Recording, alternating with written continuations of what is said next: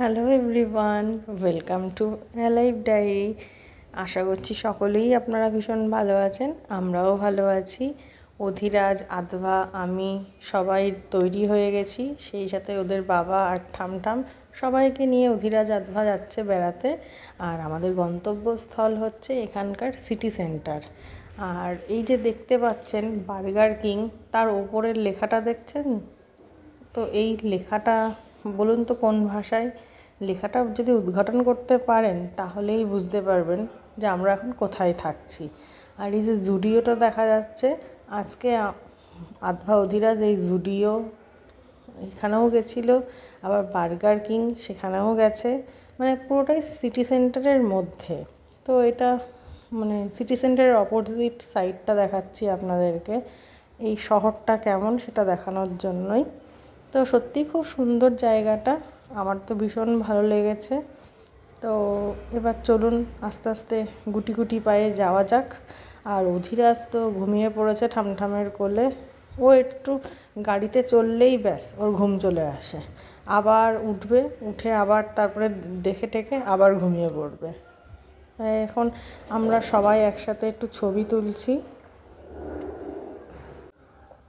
তবে শপিং মলটায় আমার ছেলেদের কালেকশানগুলো খুব ভাল লাগছিলো দেখতে।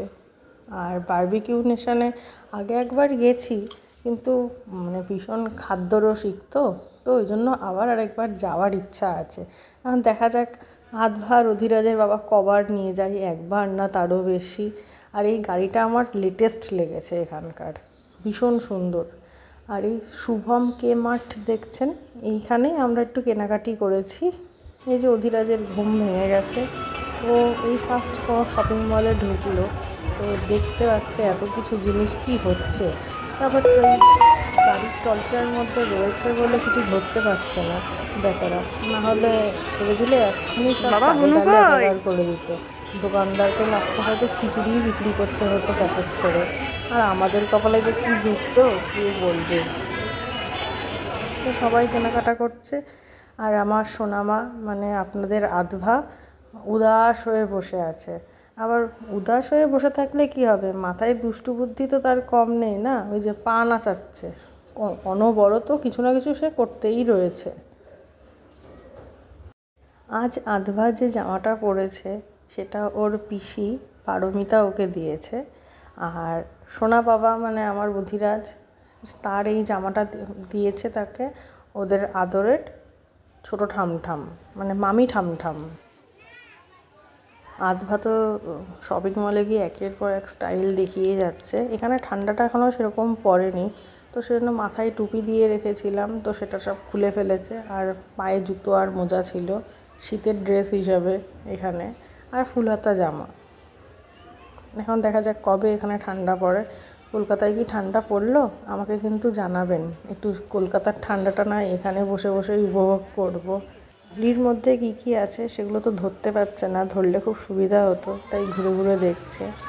আর মলটার মধ্যে বাচ্চাদের মনোরঞ্জনের জন্য এগুলো রয়েছে, তো সেগুলো দেখেও অধিরাজ খুব আনন্দ পাচ্ছিল। শপিং মলটা সত্যিই অনেকটা বড় আর অনেকটা জায়গা জুড়ে রয়েছে, আর সত্যিই ভীষণ ভালো লাগলো। মানে সানডেতে করে মানুষ এখানে অনেকেই আসে, দেখলাম বেশ ভালোই জমজমাট মলটা। শপিং শেষ করে আমরা বার্গার কিংয়ে ঢুকেছিলাম। যেহেতু অনেকটা রাত হয়ে গেছিলো, 9টা বেজে গেছিলো, তো বাড়ি যেতে আরও একটু লেট হবে বলেই একটু বিস্কিট খাওয়াচ্ছিলাম, সাথে করে বিস্কিট বাড়ি থেকে নিয়ে এসেছিলাম। আর জল আর বিস্কিটটা সবসময় সাথে রাখি যখনই বাইরে বেরোই। তো এখানে ওরা অবশ্য আলুর ফ্রাইটা খেয়েছিল।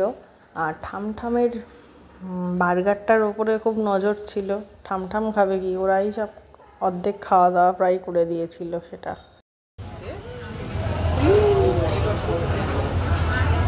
কে খাবে এগুলো? সোনামা খাবে, সোনা বাবা খাবে, সোনামা খাবে, এটা খাবে। ও মাম্মা, ঘোরাঘুরি কমপ্লিট, এবার বাড়ি যাওয়ার পালা।